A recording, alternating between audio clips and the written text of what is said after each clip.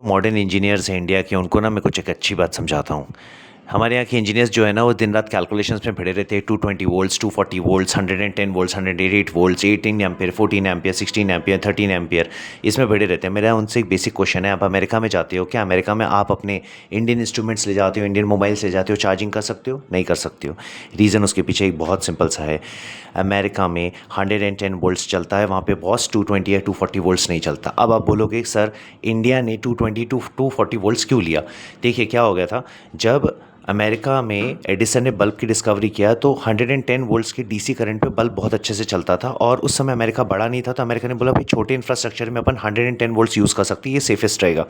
But जैसे जैसे European culture change होता गया, यूरोपियन कंट्रीज ने नहीं अडेप्टेशंस की, तो यूएसएसआर ने फिर ये चीज़ को समझा कि नहीं भैया हमें तो बड़ी कंट्री है, हमारी बड़ी कंट्री में 110 वोल्ट्स को कैसे मैनेज करेंगे। यहाँ पे ये चीज़ हो गई, उनकी पॉपुलेशन भी ज़्यादा है, अमेरिका की पॉपुलेशन कम है, रशिया की पॉपुलेशन थोड़ी ज़्यादा है, इंडिया की बहुत ज़्यादा है, चाइना की बहुत ज़्यादा है, ठीक है। तो ये पॉपुलस कंट्रीज़ के सामने ये प्रॉब्लम आई, तो इन्होंने उसके बाद एसी यानी ऑल्टरनेट करंट में जो टेस्ला है, टेस्ला का फॉर्मूला अपनाया और उन्होंने 220 वोल्ट्स और 240 वोल्ट्स में ट्रांसमिशन किया। अब देखिए जितना हायर वोल्टेज रहता है ना, उतना लेस ट्रांसमिशन लॉस होता है, और जितना लो वोल्टेज होता है उतना ज़्यादा ट्रांसमिशन होता है। आज भी अमेरिका में 110 वोल्ट्स में करंट में चलता है। उनके जो वोल्टेज अप्लाइंसेस का अगर आप प्लग उठा के देखेंगे तो वहाँ जैसे हमारे प्लग्स में 220 या 240 वोल्ट्स लिखा रहता है, उनके इसमें 110 वोल्ट्स लिखा रहता है।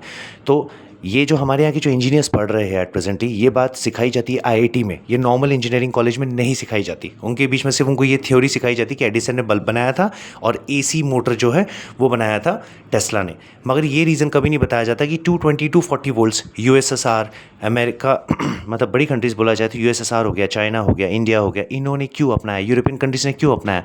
क्योंकि बॉस इनको एक थोड़े से थर्मल पावर प्लांट से या थोड़े से ट्रांसमिशन से उनको बहुत सारे घर रोशन करने थे, अमेरिका को ज़्यादा नहीं करना था। अब अमेरिका ने बाद में सोचा है 220 240 वोल्ट्स में शिफ्ट होता, मगर वो हो नहीं पाया। कारण ये कि ऑलरेडी उसने इंफ्रास्ट्रक्चर में इतना पैसा खर्चा कर दिया था कि उसको वापस शिफ्ट करना तकलीफ होता।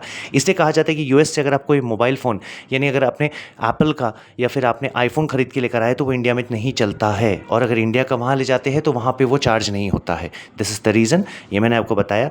तो इंडिया के जितने इंजीनियर्स हैं जो आप इंजीनियरिंग कॉलेज में पढ़ रहे हैं ना, तो आईआईटियंस जो हमारे यहाँ के टॉप कॉलेजेस हैं जिनको फॉरेन के लोग, फॉरेन कंट्रीज़ वाले हायर करते हैं, वो इसलिए हायर करते हैं क्योंकि वहाँ पे इनोवेशन की बात होती।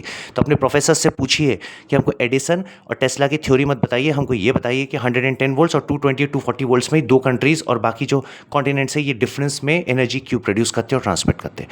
Thank you very much. इसके साथ ही ये जानकारी मैंने आपको दी। अच्छे से पढ़ते रहिए, समझदार बनिए, और नॉलेज को सिर्फ पास होने के लिए मत पढ़िए बल्कि अपने जीवन में अप्लाई करने के लिए समझिए। धन्यवाद।